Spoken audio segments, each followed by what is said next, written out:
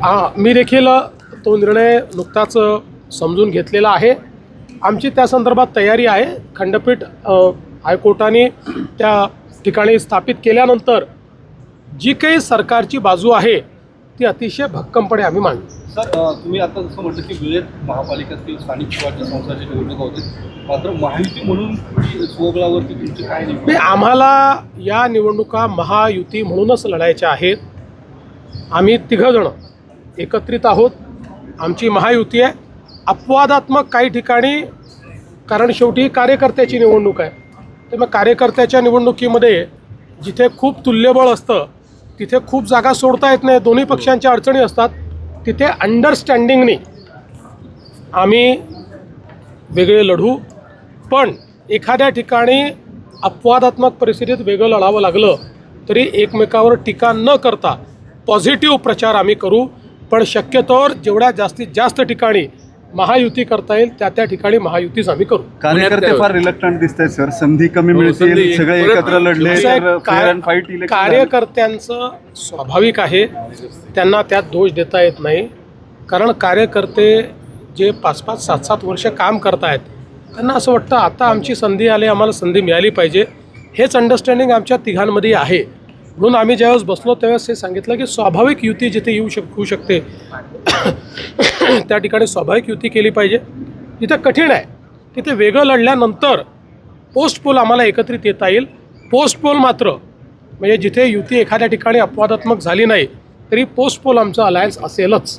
Sir, एक दुसरा महत्त्वाचा मुद्दा होता. नाशिकमध्ये गोपीचंद पडळकरांच्या रॅलीमध्ये लॉरेन्स बिश्नोईचे होर्डिंग्स झळकावल्यामुळे मला सकाळी गोपीचंद पडळकरांनी त्या संदर्भात सांगितलेलं आहे आणि मी त्यांना सांगितलं की तुम्ही स्वतः या संदर्भात पोलिसांना सांगा आणि त्याच्यावर कठोर कारवाई करायला लावा.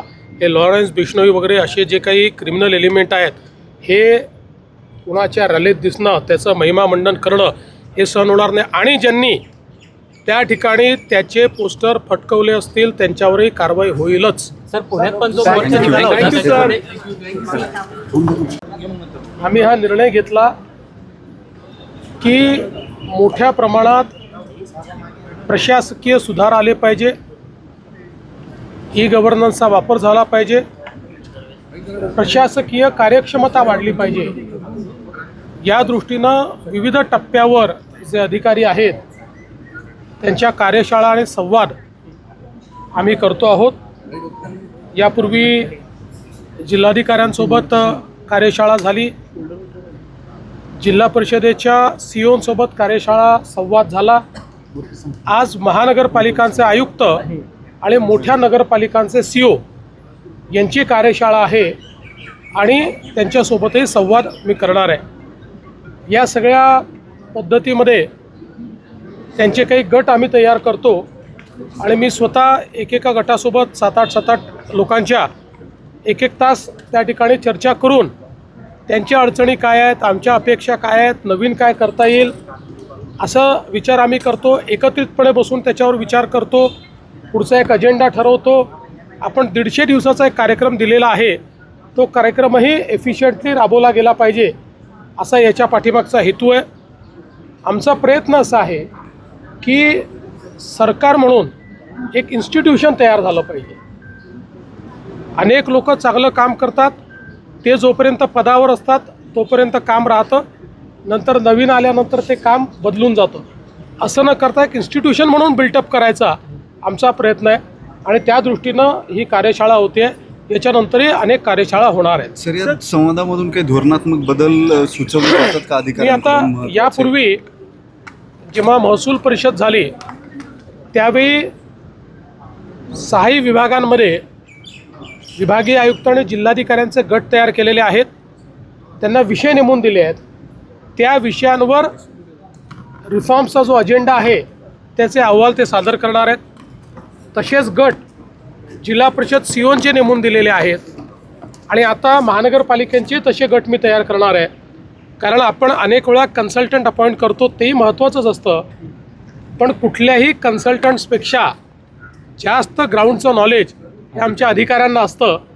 फक्त त्याला चॅनलाइज करण्याची आवश्यकता असते आणि म्हणून त्यांचं जे काही इन्स्टिट्यूशनल नॉलेज आहे ते संकलित करायचं आणि ते स्टँडर्डाइज करायचं आम्ही हा प्रयत्न केला आहे की स्टँडर्डायझेशन झालं पाहिजे, मिनिमायझेशन झालं पाहिजे, म्हणजे कमीत कमी कागदपत्र लागली पाहिजे आणि ऑटोमायझेशन झालं पाहिजे, सगळ्या गोष्टी ऑटो पायलट मोडवर आल्या पाहिजेत, अशा प्रकारचा आमचा प्रयत्न आहे. सर, सर्वोच्च न्यायालयाने महापालिकांच्या निवडणुका घ्यायला 120 दिवसांमध्ये सूचना दिल्यात.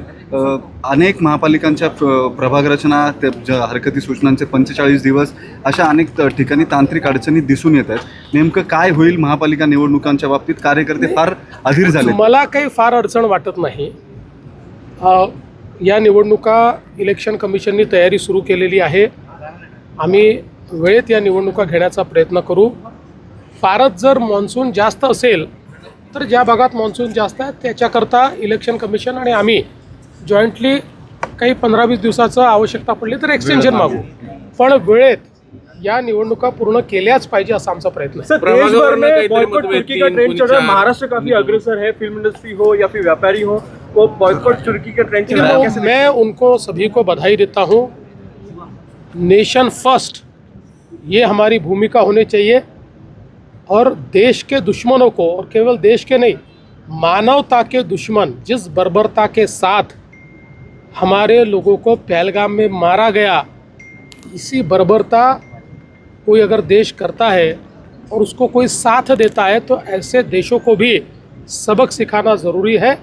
मुझे ऐसा लगता है कि अगर इस प्रकार से ऑर्गेनिकली लोगों में नेशन फर्स्ट की भावना तैयार हो रही है, मैं इसका स्वागत करता हूं. पुण्यातल्या व्यापाऱ्यांना धमकी आली आहे पाकिस्तानातून. तुर्कीचे सफरचंद जे आहेत त्याचा लिलाव नाकारल्याबद्दल पोलिसांकडे त्यांनी तक्रार केली. पहिल्यांदा तर नेशन फर्स्ट ही भूमिका ज्या व्यापाऱ्यांनी स्वीकारली त्यांचं मनापासून अभिनंदन करतो, कारण हा केवळ भारतीयांवर हल्ला नव्हता. पहलगामला झालेला हल्ला हा मानवतेवर झालेला हल्ला होता आणि मानवतेच्या हल्लेखोरांना मदत करणाऱ्यांना नाकारणारे आमचे व्यापारी अभिनंदनास पात्र आहेत. त्यांनी काळजी करायची गरज नाही. पाकिस्तानात घुसून पाकिस्तान उद्ध्वस्त करणारा भारत आहे आणि आता तर न्यूयॉर्क टाइम्सने सॅटेलाईट इमेज सहित पाकिस्तानचं सत्य बाहेर काढलेलं आहे. भारताला नखही ते लावू शकले नाही, पण त्यांना कसं आम्ही उद्ध्वस्त केलं. त्यामुळे कोणाच्याही पोकळ धमक्यांना भीक घालण्याची आवश्यकता नाही आहे. सगळ्यांना आम्ही प्रोटेक्शन देऊ. नेशन फर्स्ट या भूमिकेवर सगळ्यांनी अडीग राहावं. मराठा सुनावणी जलद गतीने व्हावी यासाठी